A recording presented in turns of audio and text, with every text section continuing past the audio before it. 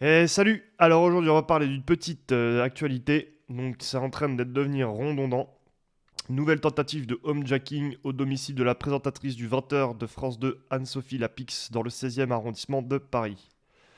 C'est une nouvelle tentative de homejacking d'une personnalité. Selon BFM VC, hier soir, vers 22h, Anne-Sophie Lapix a découvert des traces d'effraction sur une fenêtre de sa chambre de son hôtel particulier situé dans le 16e arrondissement de la capitale. La journaliste a indiqué qu'elle ne pouvait pas dater la présence de ces traces, précisent nos confrères.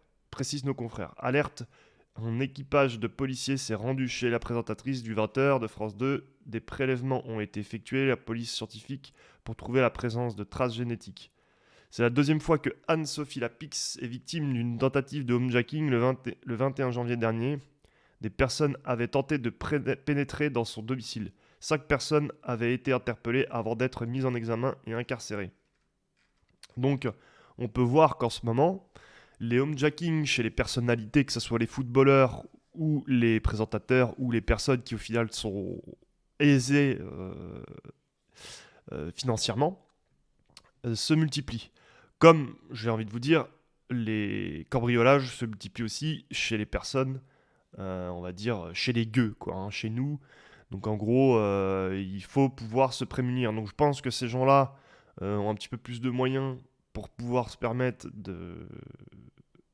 d'avoir des réponses rapides et claires de leur cambriolage, donc les investigations.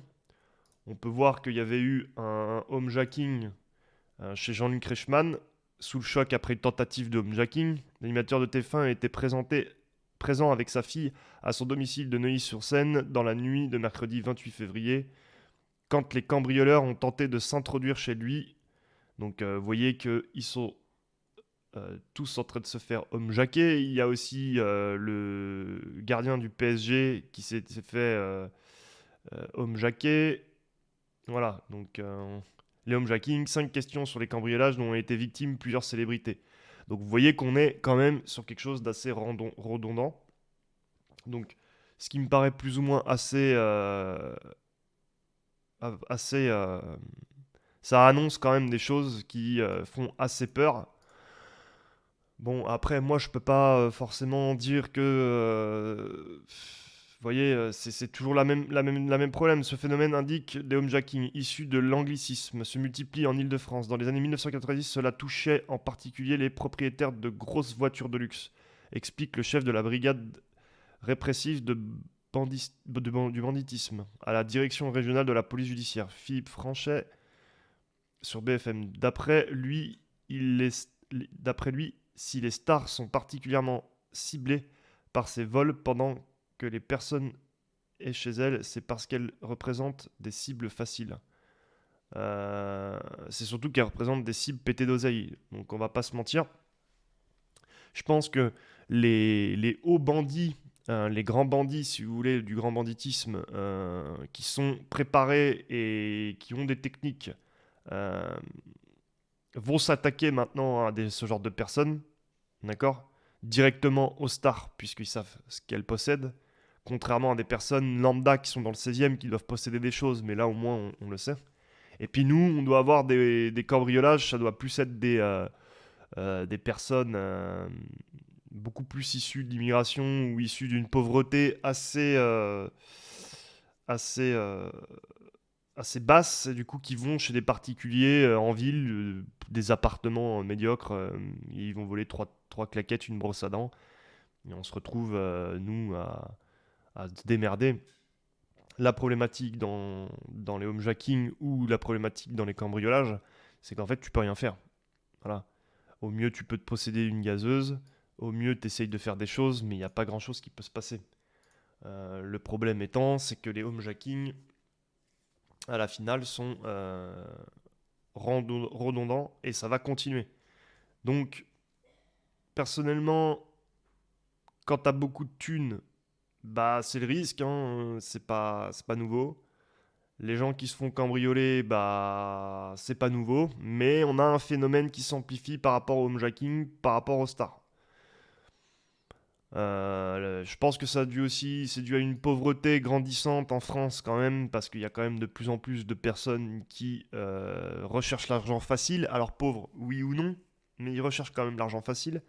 Et plutôt que d'aller bosser ou de se démerder autrement, bah ils vont aller directement taper chez des personnes dont on sait qui sont euh, faciles à homejacker et qui ont des biens coûteux.